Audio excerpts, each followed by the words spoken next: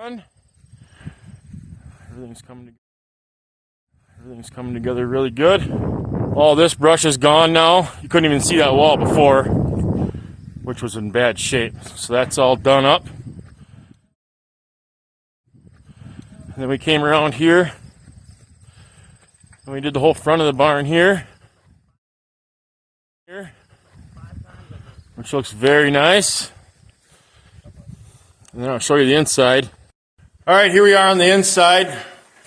Got Jace cleaned up a little bit there, but if you remember how bad this wall was before, we had piles of rubble on the floor that we had to clean up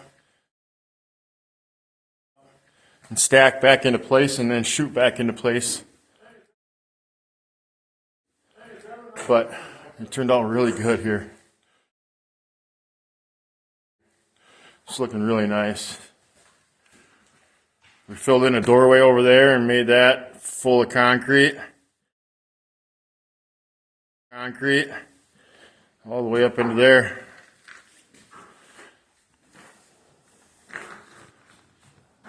Another happy customer.